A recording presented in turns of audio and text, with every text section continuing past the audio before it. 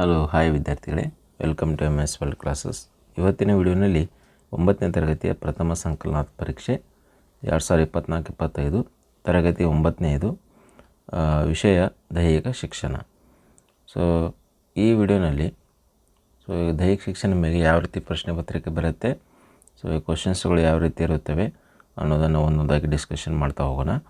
So ಇಲ್ಲಿ 1 ಅಂಕದ ಯಾವ ರೀತಿ ಪ್ರಶ್ನೆ ಇರುತ್ತೆ, 2 ಅಂಕದ ಯಾವುದು ಇರುತ್ತೆ, 3 ಅಂಕದ ಯಾವ ರೀತಿ ಇರುತ್ತೆ ಅನ್ನೋದನ್ನು ಈ ಕ್ವಶನ್ ಪೇಪರ್ದಲ್ಲಿ ನಾವು ಒಂದೊಂದಾಗಿ ಡಿಸ್ಕಷನ್ ಮಾಡೋಣ. ಹಾಗಾದರೆ ನೋಡೋಣ ಈ ವಿಡಿಯೋನಲ್ಲಿ ದೈಹಿಕ ಶಿಕ್ಷಣ ಬಗ್ಗೆ ಯಾವ ರೀತಿ ಕ್ವಶನ್ಸ್ಗಳನ್ನು ಕೇಳಿರ್ತಾರೆ.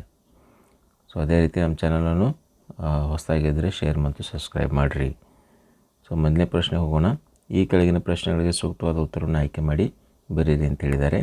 ಅದರಲ್ಲಿ ಒಂದನೇದು, ರಾಷ್ಟ್ರೀಯ ಕ್ರೀಡಾ ಸಂಸ್ಥೆ NIS ಎಂಬಲ್ಲಿ ಪ್ರಾರಂಭವಾಯಿತು.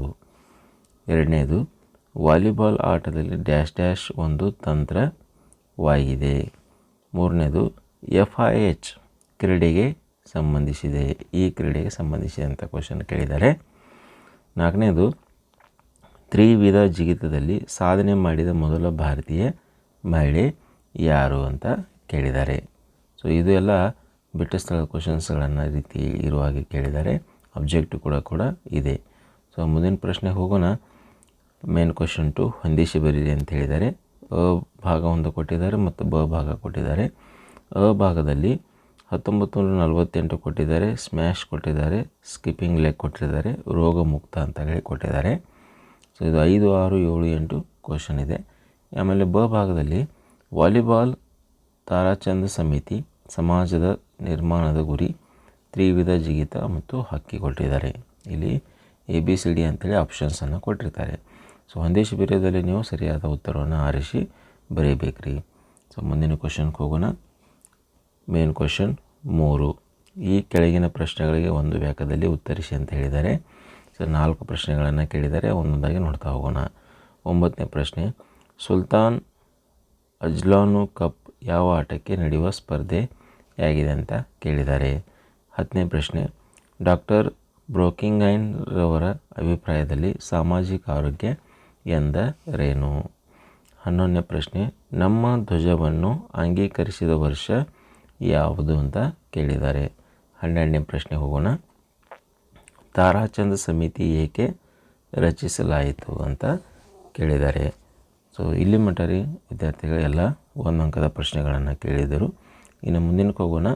2 ಅಂಕದ ಪ್ರಶ್ನೆಗಳು. ಸೊ ಈ ಕೆಳಗಿನ ಪ್ರಶ್ನೆಗಳಿಗೆ 2 ಅಥವಾ 3 ವಾಕ್ಯಗಳ ಉತ್ತರಿಸಿ ಅಂತ ಹೇಳಿದ್ದಾರೆ. ಒಟ್ಟು 4 ಕ್ವಶನ್ಸ್ಗಳನ್ನು ಕೇಳಿದ್ದಾರೆ. ಸೊ ಒಂದೊಂದಾಗಿ ನೋಡ್ತಾ ಹೋಗೋಣ. 13ನೇ ಪ್ರಶ್ನೆ, ವಾಲಿಬಾಲ್ ಆಟದ ತಂತ್ರಗಳಾವು ಅಂತ ಕೇಳಿದ್ದಾರೆ. ಸೊ ಮುಂದಿನಕ್ಕೆ ಹೋಗೋಣ. 14ನೇ ಪ್ರಶ್ನೆ, ಹಾಕಿ ಆಟಗಾರರಲ್ಲಿ ಇರಬೇಕಾದ 2 ಅವಶ್ಯಕ ಗುಣಗಳು ಯಾವುವು ಅಂತ ಕೇಳಿದ್ದಾರೆ. 15ನೇ ಪ್ರಶ್ನೆ, ನಿಮ್ಮ ಶಾಲಾ ಆವರಣದಲ್ಲಿ ಯಾವ ಸಾಮಾಜಿಕ ಆರೋಗ್ಯದ ಚಟುವಟಿಕೆ ಕೈಗೊಳ್ಳುವಿರಿ? ಸೊ ನಮ್ಮ ಶಾಲೆಯಲ್ಲಿ ತೆಗೆದುಕೊಳ್ಳುವಂತಹ ಆರೋಗ್ಯದ ಚಟುವಟಿಕೆಗಳು ಯಾವುವು ಅಂತ ಅನ್ನೋದನ್ನು ಕೇಳಿದ್ದಾರೆ. ಸೊ 16ನೇ ಪ್ರಶ್ನೆಗೆ ಹೋಗೋಣ. ರಾಷ್ಟ್ರೀಯ ಭಾವೈಕ್ಯತಾ ಕಾರ್ಯಕ್ರಮಗಳನ್ನು ನಿಮ್ಮ ಶಾಲೆಯಲ್ಲಿ ಯಾವ ರೀತಿ ಆಚರಿಸುತ್ತೀರಿ ಅಂತ ಕೇಳಿದ್ದಾರೆ. ಸೊ ರಾಷ್ಟ್ರೀಯ ಭಾವೈಕ್ಯತೆ ಮೇಲೆ ಹೊಂದಿರುವಂಥ ಕಾರ್ಯಕ್ರಮಗಳ ಬಗ್ಗೆ ನಾವು ನಮ್ಮ ಶಾಲೆಯಲ್ಲಿ ಯಾವ ರೀತಿ ಆಚರಣೆ ಮಾಡ್ತೀವಿ ಅನ್ನೋದನ್ನು ಕ್ವಶನ್ ಕೇಳಿದ್ದಾರೆ. ಸೊ ಮುಂದಿನಕ್ಕೆ ಹೋಗೋಣ. ಮೇನ್ ಕ್ವಶನ್ 4, ಈ ಕೆಳಗಿನ ಪ್ರಶ್ನೆಗಳಿಗೆ 5, 6 ವ್ಯಾಖ್ಯೆಗಳ ಉತ್ತರಿಸಿ ಅಂತ ಹೇಳಿದ್ದಾರೆ. ಒಟ್ಟು ನಿಮಗೆ 4 ಕ್ವಶನ್ಸ್ಗಳನ್ನು ಕೇಳಿದ್ದಾರೆ 3 ಅಂಕಗಳಿಗೆ. ಸೊ ನೋಡೋಣ ಇದರಲ್ಲಿ ಯಾವ ರೀತಿ ಕ್ವಶನ್ಸನ್ನು ಕೊಟ್ಟಿದ್ದಾರೆ ಮತ್ತು ಹೇಗೆ ಬಿಡಿಸ್ಬೇಕು ಅನ್ನೋದನ್ನು. 17ನೇ ಪ್ರಶ್ನೆ, ಚಾಂಪಿಯನ್ ಟ್ರೋಫಿ ಯಾವಾಗ ಪ್ರಾರಂಭವಾಯಿತು? ಇನ್ನೊಂದು ಕ್ವಶನ್ ಆ್ಯಡ್ ಮಾಡಿದ್ದಾರೆ. ಹಾಗೂ ಸೇರ್ಪಡೆಗೊಳ್ಳುವ ತಂಡಗಳಾವು ಅಂತ ಕೇಳಿದ್ದಾರೆ. ಸೊ ಮುಂದಿನ ಪ್ರಶ್ನೆ ಹೋಗೋಣ. 18ನೇದು, ವಾಲಿಬಾಲ್ ಆಟಗಾರರಲ್ಲಿ ಇರಬೇಕಾದ ಅವಶ್ಯಕ ಗುಣಗಳು ಯಾವುವು ಅಂತ ಕೇಳಿದ್ದಾರೆ. ವಾಲಿಬಾಲ್ ಆಟ ಆಡಬೇಕಾದ್ರೆ ಅಲ್ಲಿರುವಂತಹ ಅವಶ್ಯಕ ಅಂಶಗಳು ಗುಣಗಳು ಯಾವಂತ ಕೇಳಿದ್ದಾರೆ. 19ನೇ ಪ್ರಶ್ನೆ ನೋಡಿ, ತ್ರಿವಿಧ ಜಿಗಿತದ ಮೂಲ ನಿಯಮಗಳನ್ನು ಯಾವುವು? ತ್ರಿವಿಧ ಜಿಗಿತದ ಮೂಲ ನಿಯಮಗಳು ಯಾವುವು ಅಂತ ಕೇಳಿದ್ದಾರೆ. ಸೊ ಮುಂದಿನ ಪ್ರಶ್ನೆಗೆ ಹೋಗೋಣ. 20ನೇ ಪ್ರಶ್ನೆ, ರಾಷ್ಟ್ರಧ್ವಜ ಪ್ರದರ್ಶನದಲ್ಲಿ ಗಮನಿಸಬೇಕಾದ ಅಂಶಗಳು. ಸೊ ರಾಷ್ಟ್ರಧ್ವಜವನ್ನು ಹಾರಿಸಬೇಕಾಗಿತ್ತಂದರೆ ನಾವು ಅದಕ್ಕೆ ಗಮನಿಸಬೇಕಾದ ಮಹತ್ವದ ಅಂಶಗಳು ಯಾವುವು ಅನ್ನೋದನ್ನು ಪಟ್ಟಿ ಮಾಡಿರಿ, ಎಲ್ಲ ಅಂಶಗಳನ್ನು ಬರೀರಿ ಅಂತ ಹೇಳಿದ್ದಾರೆ. ಸೊ ಮುಂದಿನ ಪ್ರಶ್ನೆಗೆ ಹೋಗೋಣ.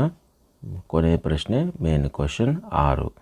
ಕೆಳಗಿನ ಪ್ರಶ್ನೆಗಳಿಗೆ ಉತ್ತರಿಸಿ ಅಂತ ಹೇಳಿದ್ದಾರೆ. ಸೊ ಇಲ್ಲಿ 2 ಕ್ವಶನ್ಸ್ ಕೇಳಿದರೆ 4 ಅಂಕಗಳಿಗೆ. ಸೊ 21ನೇ ಪ್ರಶ್ನೆ ನೋಡಿ. KP ಸಿಂಗ್ ದೇವ್ ಸಮಿತಿ ಯಾವಾಗ ರಚನೆಯಾಯಿತು ಮತ್ತು ಅದರ ಪ್ರಮುಖ ಶಿಫಾರಸುಗಳು ಯಾವುವು ಅಂತ ಕೇಳಿದ್ದಾರೆ. ಸೊ ಇಲ್ಲಿ KP ಸಿಂಗ್ ದೇವ್ ಅವರ ಸಮಿತಿ ಬಗ್ಗೆ ಯಾವಾಗ ರಚನೆ ಆಯಿತು ಮತ್ತು ಅದಲ್ಲದೆ ಅದರ ಪ್ರಮುಖ ಶಿಫಾರಸುಗಳು ಯಾವುವು, ನಿಯಮಗಳು, ಶಿಫಾರಸುಗಳು ಏನಿದ್ದು ಅನ್ನೋದನ್ನು ಕೇಳಿದ್ದಾರೆ. ಸೊ ಈ ಕೊನೆಯ ಪ್ರಶ್ನೆ 22ನೇದು, ತ್ರಿವಿಧ ಜಿಗಿತದ ಅಂಕಣದ ಸುಂದರವಾದ ಚಿತ್ರ ಬರೆದು ಅಳತೆಗಳು ಮತ್ತು ಭಾಗಗಳನ್ನು ಬರೆಯಿರಿ ಅಂತ ಕೇಳಿದ್ದಾರೆ. ಸೊ ತ್ರಿವಿಧ ಜಿಗಿತ ಇದೆ, ಟ್ರಿಬಲ್ ಜಂಪ್ ಅಂತ ಕರಿತೀವಲ್ಲ, ತ್ರಿವಿಧ ಜಿಗಿತದ ಒಂದು ಅಂದವಾದ ಅದರದ್ದು ಯಾವ ರೀತಿ ಅಂಕಣ ಇರುತ್ತೆ ಮತ್ತು ಅಳತೆ ಏನಿರುತ್ತೆ, ಭಾಗಗಳೇನಿರುತ್ತೆ ಅದನ್ನು ಕರೆಕ್ಟಾಗಿ ಇದು ಸ್ಕೇಲಸ್ ಪಟ್ಟಿಯಿಂದರೆ ನೀವು ಅದನ್ನು ಕರೆಕ್ಟಾಗಿ ಅಳೆದು ಭಾಗಗಳನ್ನು ಬರೀಬೇಕು ರೀ. ಅಂದಾಗ ನಿಮಗೆ ಅದಕ್ಕೆ ಔಟ್ ಆಫ್ ಅಂಕಗಳು ದೊರೆಯುತ್ತವೆ. ಸೊ ಇಲ್ಲಿ ಮಟ್ಟ ವಿದ್ಯಾರ್ಥಿಗಳನ್ನು ನಾವು ನೋಡಿದ್ದು 9ನೇ ತರಗತಿ ದೈಹಿಕ ಶಿಕ್ಷಣದ ಒಂದು ಪ್ರಶ್ನೆ ಪತ್ರಿಕೆ.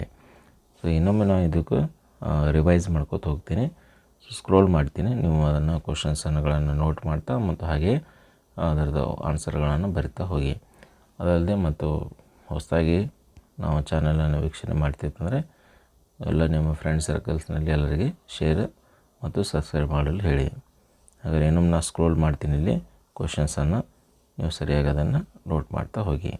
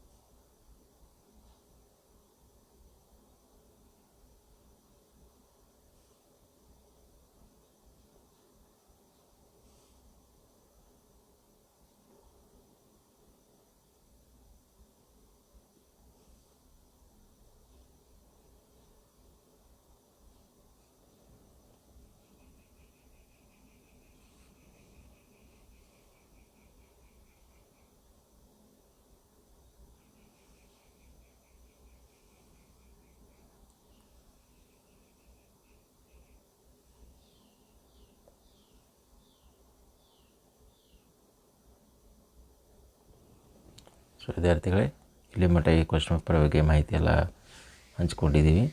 ಸೊ ಇದೇ ರೀತಿ ನಮ್ಮ ವೀಡಿಯೋಸ್ಗಳೆಲ್ಲ ಕಾಣಲು ಬೇರೆ ಬೇರೆ ಸಬ್ಜೆಕ್ಟದ ಕ್ವಶನ್ಸ್ ಪೇಪರ್ಸ್ಗಳನ್ನು ಮತ್ತು ಆನ್ಸರ್ ಶೀಟ್ಗಳನ್ನು ಬೇಕಾಗಿತ್ತಂದರೆ ನಮ್ಮ ಚಾನಲನ್ನು ಶೇರ್ ಮತ್ತು ಸಬ್ಸ್ಕ್ರೈಬ್ ಮಾಡಿ. ಮುಂದಿನ ವಿಡಿಯೋನಲ್ಲಿ ಇದೇ ರೀತಿ ಇನ್ನೊಂದು ಇರುವಂತಹ ಕ್ವಶನ್ ಪೇಪರ್ಸನ್ನು ಸಾಲ್ವ್ ಮಾಡ್ತೀವಿ. ಸೊ ಅದೇ ರೀತಿ ನಮ್ಮ ಚಾನಲನ್ನು ಫಾಲೋ ಮಾಡಿ.